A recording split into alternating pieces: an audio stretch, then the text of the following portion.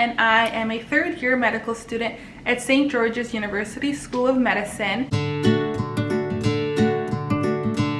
So today I thought I would make a video on just how honestly the whole internal medicine rotation is structured, what to expect, what a typical day looks like, how to study, all those things. Let's get started. So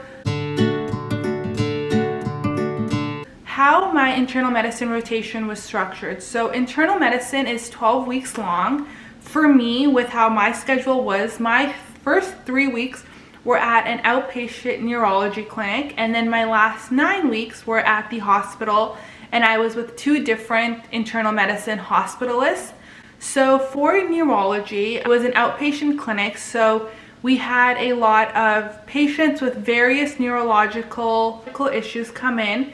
So for this, as the medical student, as one of the medical students, my responsibilities were essentially to do the HPI for the patient. So we had a lot of returning patients. We also had a lot of new patients. So I would essentially do the HPI by myself, or just kind of gather all the information from the patient about what brought them in, what's been going on, any changes from the previous visit, and then afterwards the physician would come in and he would go over the HPI. I would present to him, tell him what I think is going on, tell him what I believe or should be the next steps, and then he would do the physical exam on the patient and kind of go over the treatment and management with the patient. And then I would be there just to kind of see honestly like how he went about it, what he did, his thought process, how to present it to the patient, and all of that. I honestly loved that experience. I thought it was great. I got to see what it would be like to have an outpatient clinic.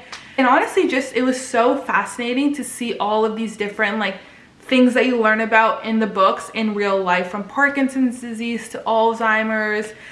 Crazy. I genuinely, truly enjoyed it. And then after those 3 weeks were over, I was with 2 different hospitalists at the hospital. So this was a little bit different. It was more so inpatient. And so for this, since I was with 2 doctors, their schedules were Tuesday to Monday. So one doctor had us coming in at 7:30, and then the other doctor had us coming in at 9 a.m. So for one of the doctors, the one that had us coming in at 7:30 a.m., he took us with him when he was doing all of the rounds. So we went with him to every single patient's room, kind of saw how he presented to the patient, how he even like approached the patient's room, how he talked to the family, just overall acted with the patient and the patient's family. So we had access to the electronic medical record. So sometimes when we were working with this doctor, I like to go in a little bit early just to kind of see what his patients were that day, what brought them in, if they had any recent imaging, any like overnight events, just to kind of be like more prepared so that when we were going into the patient room, I knew what was kind of going on and didn't just go in blind. With the other hospitalist, he had us coming in at 9 a.m. So his approach was a little bit different.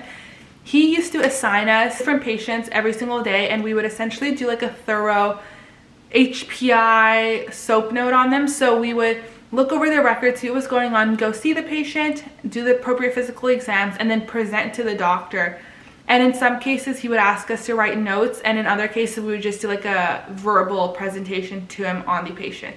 And then based on time, he would either get us to see like another patient, or we would just go around with him to like other patient rooms and see patients. But yeah, so that was kind of how like the inpatient portion of my rotation was. I honestly loved both. I thought they were both very different approaches, but honestly just fascinating.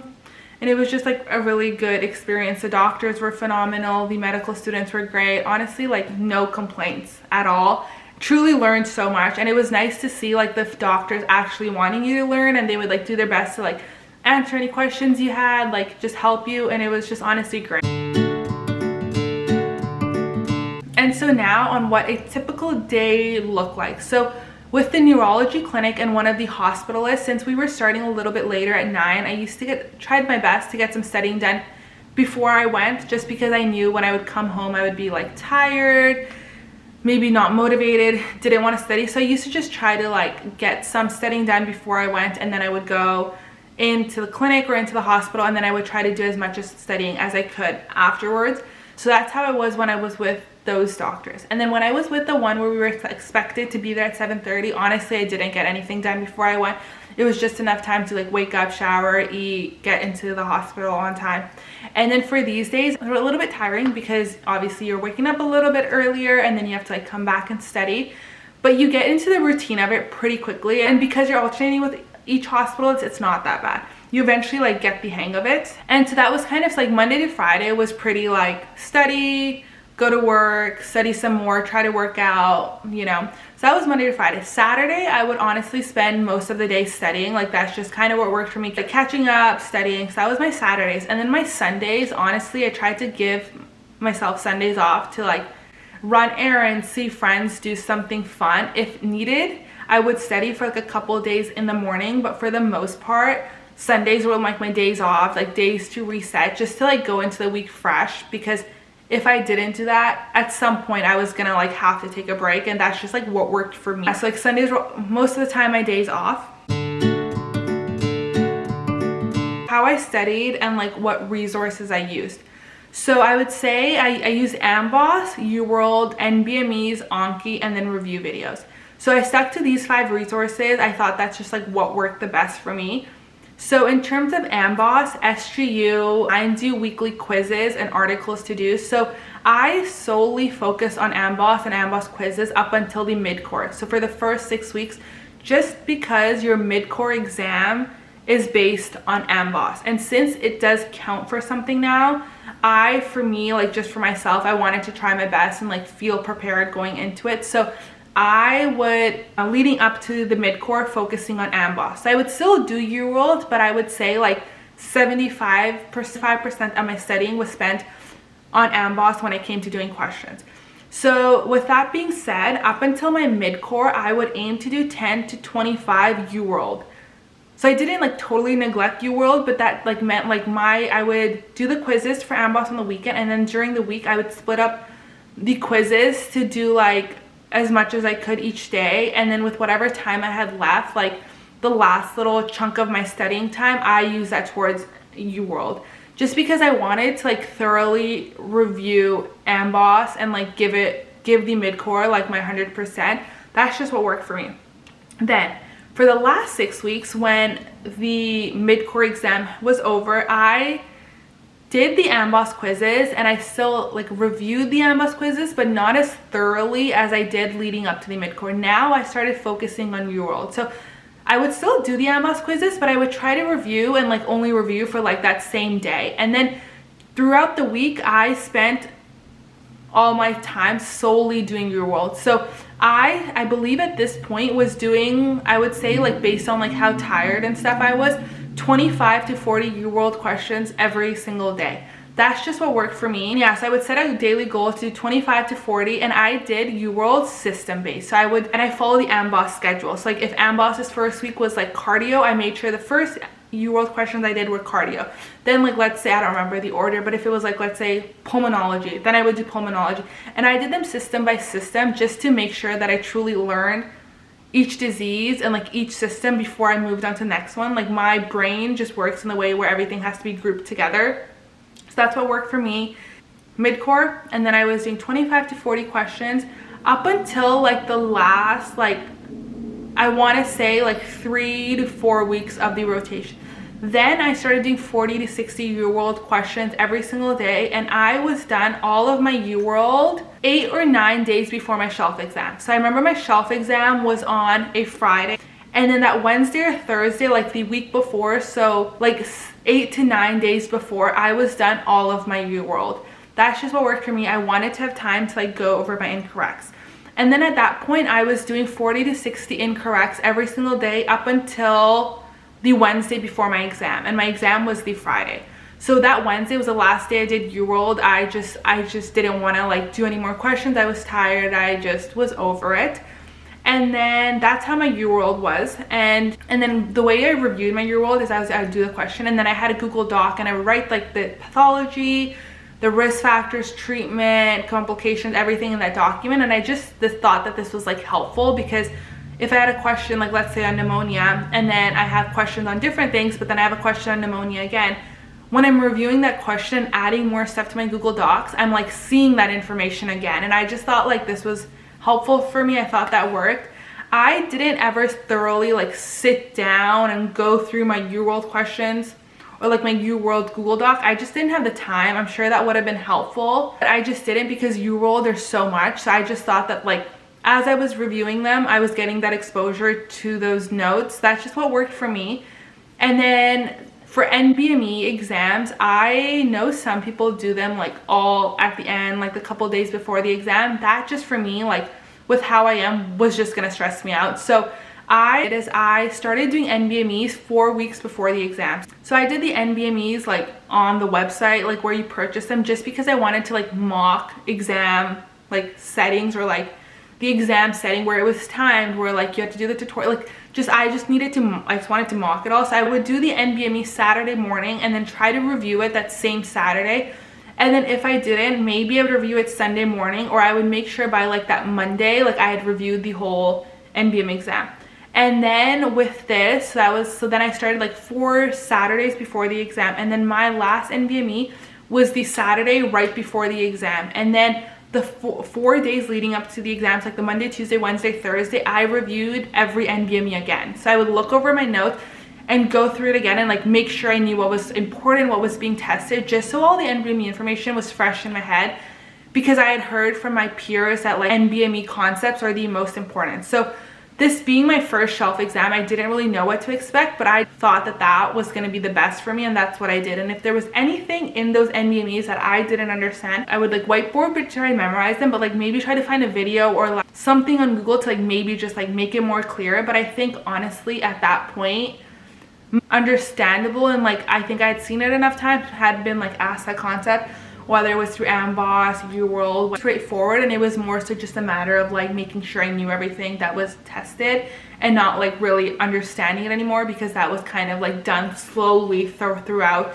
the whole rotation. And I think that's just why it was important for me to like do NBMEs throughout the last month rather than just like the last couple of days. So I wouldn't get super overwhelmed if I didn't know anything. Like I had time. So I had time to like learn the content rather than just like panic towards the end and be like, oh my God, I don't know this, my exam's in 2 days. I don't know. For me, it's very mental. So I think that's just like what worked for me. And then I also did Anki. So I started Anki right at the start of the rotation, and I was doing 50 new cards every single day.